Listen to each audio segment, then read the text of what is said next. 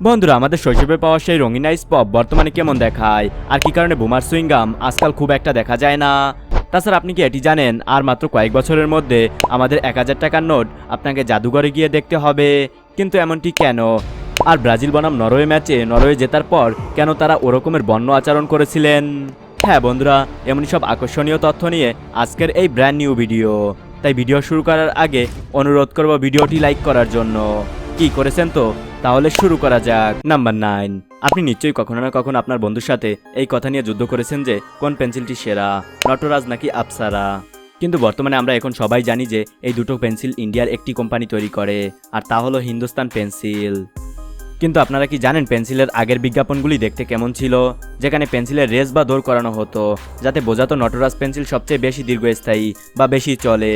তাছাড়া তখনকার সময় এক ধরনের শীষ বা রিফিল করা পেন্সিলেরও খুব ট্রেন্ড ছিল, যা নেওয়ার জন্য বাচ্চারা একেবারে মরার মতো জেদ করত। আর আপনিও কি এটি করেছেন? তা কমেন্ট করে জানান। নাম্বার 8, টাকা। আপনি কি জানেন ভবিষ্যতে বাংলাদেশে 1000 টাকার নোট, 5 টাকার কয়েন এবং 500 টাকার নোট তো থাকবে, কিন্তু সেগুলো থাকবে শুধুমাত্র শৌখিন কালেক্টরদের কাছে। হ্যাঁ, আপনি ঠিকই শুনেছেন, এগুলো তখন কিছু স্পেশাল মিউজিয়ামে সাজিয়ে রাখা হবে। বর্তমানে যেভাবে বিকাশ বা নগদ এমনকি ডিজিটাল লেনদেন বাড়ছে, তাতে চেকবুকও এখন খুব দ্রুত গায়েব হয়ে যাচ্ছে। এমনকি 2050 সাল নাগাদ ডেবিট এবং ক্রেডিট কার্ডের ব্যবহার অনেক কমে যাবে। কিন্তু তখন আমরা কেনাকাটা কিভাবে করব? আসলে আপনার ব্যাংকের যাবতীয় ইনফরমেশন আপনার মোবাইল অথবা ছোট্ট একটি মাইক্রোচিপে থাকবে, যা আপনার শরীরে ইমপ্ল্যান্ট করা হবে। এমনকি আপনার গ্লোসারি শপিং আপনার বাসার স্মার্ট ফ্রিজই করে ফেলবে। ফ্রিজ নিজেই সিগন্যাল দেবে যে বাসায় দুধ বা ডিম শেষ হয়ে গেছে, এবং আপনার ফিঙ্গারপ্রিন্ট অথবা ফেস রিকগনিশন ব্যবহার করে সে নিজেই পেমেন্ট করে বাজার অর্ডার করতে পারবে। নাম্বার 7, আসল কথা, এই ছোট্ট সিডি বা ক্যাসেটে আনলিমিটেড গেম কিভাবে আসতো? যাদের জন্ম 2000 সালে বা তার আগে, সেই সব বাচ্চারা এই গেমগুলোর কথা নিশ্চয়ই জেনে থাকবে, যা একটি প্লাস্টিক গান এবং কিবোর্ডের সাথে আসতো। এতে কন্ট্রা বা সুপার মারিওর মতো অনেক জনপ্রিয় গেম থাকতো। আসলে 3 থেকে 4টি গেমের সামান্য চেঞ্জ করে সেগুলোকে 99 বানিয়ে প্যাকেটের ওপর লিখে দেওয়া হতো। কিন্তু তখনকার বাচ্চারা এই মজার স্ক্যামে দিওয়ানা ছিল। এখন এই পুরো গেমিং কনসোলারের জায়গা প্লে স্টেশন এবং এক্সবক্স নিয়ে নিয়েছে। আর যাদের গেমগুলো এতটাই হেভি যে বড় বড় পাওয়ারফুল কম্পিউটারেরও ঘাম ছুটিয়ে দেয়। নাম্বার 6, 2000 সালের দিকে দুটো কোম্পানি এই রেসে সবচেয়ে এগিয়ে ছিল। একটি হলো বুমার এবং আরেকটি হলো বাবল গাম, যারা নিজেদের আলাদা আলাদা ফ্লেভার বের করত। কিন্তু বর্তমানে এখন এদের প্রোডাক্ট খুব একটা দেখা যায় না। এদের জায়গায় সেন্টার ফ্রেশ বা টিকট্যাকের মতো জিনিসগুলো নিয়ে নিয়েছে। আর আপনার নিশ্চয়ই এটি মনে আছে যে বুমার বা বাবল গামের সাথে একটি ট্যাটু আসতো, যা আমরা হাতে বা গলায় লাগিয়ে ঘুরে বেড়াতাম। আপনি কি কখনো সেই ট্যাটু লাগিয়েছেন? তা অবশ্যই আমাকে কমেন্টে জানান। নাম্বার 5, বন্ধুরা, আপনি নিশ্চয়ই ব্রাজিল এবং নরওয়ের ম্যাচটি দেখেছেন, যেখানে নরওয়ে জেতার পর রুহু বা হু গর্জনে পুরো বিশ্বকে চমকে দেয়। আর সেটি দেখে আপনি নিশ্চয়ই এটি ভেবেছেন যে এটি কেন করেছিল। এর আসল কারণ হলো নরওয়ে প্রাচীন ভাইকিং ঐতিহ্য। নরওয়েজিয়ানরা নিজেদেরকে দুর্ধর্ষ ভাইকিং যোদ্ধাদের বংশধর মনে করে। আর যখনই ভাইকিংরা কোনো যুদ্ধে জয় পেত, তখন তারা তাদের ঐক্য এবং শক্তি প্রদর্শনের জন্য ঠিক এই ধরনের একটি বন্য গর্জন বা ওয়ার ক্রাই করত। আর বর্তমানে নরওয়ে প্রতিটি বড় জয়ের পর তারা এই ঐতিহ্য পালন করে বিশ্বকে একটি বার্তাই দেয় যে মাঠের ভাইকিংদের সেই পুরনো গর্জন আবার ফিরে এসেছে। আর এই শব্দের রহস্য জানতেই এখন কোটি কোটি ফুটবল প্রেমী ইন্টারনেটে এটি সার্চ করছে। নাম্বার 4, এই স্কুলের আইটেমগুলো আমাদের কাছে কোনো চমৎকারের চেয়ে কম ছিল না। বিশেষ করে সেই ডাবল সাইড জ্যামিতি বক্সগুলো খুব কামাল ছিল, যাতে দুদিকে পেন্সিল, রাবার বা কম্পাস রাখা যেত।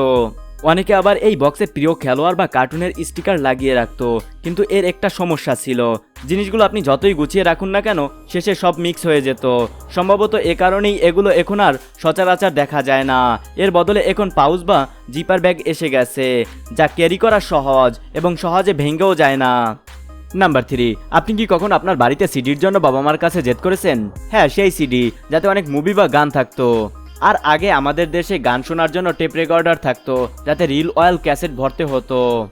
তাছাড়া ক্যাসেটের ফিতা বা ফলি অনেক সময় পেঁচিয়ে নষ্ট হয়ে যেত, এবং আমরা সেগুলো বের করে হাত দিয়ে টেনে টেনে খেলতাম। কিন্তু আজকাল এই জিনিসগুলো আর দেখাই যায় না। সিডির জায়গা পেনড্রাইভ নিয়ে নিয়েছে, আর ক্যাসেট প্লেয়ারের জায়গা নিয়ে নিয়েছে আধুনিক ব্লুটুথ স্পিকার, যা সরাসরি ফোনের সাথে কানেক্ট হয়ে যায়। নাম্বার 2, আপনি যখন সকালে ঘুম থেকে উঠেই স্কুলে যাওয়ার জন্য রেডি হতেন, কিন্তু আপনার গলায় একটি খুব আইকনিক এবং জরুরি জিনিস ঝোলানো থাকতো। না, আমি আই কার্ডের কথা বলছি না, আমি বলছি সেই চিরচেনা মিল্টন বা সাধারণ থার্মাসগুলোর কথা। কারণ ওই সময় অধিকাংশ স্কুলে পানির ফিল্টারের কোনো সিস্টেম থাকতো না, যার ফলে আম্মুরা এই থার্মাস দিয়ে দিত, যাতে পানি অনেকক্ষণ ঠান্ডা থাকতো। কিন্তু আজকাল অধিকাংশ স্কুলে পানির ভালো সিস্টেম থাকে, তাই বাচ্চারা এখন আর অত বড় থার্মাস নেয় না, বরং ছোট ফ্যান্সি প্লাস্টিক বোতল নেয়, যা ক্যারি করা সহজ।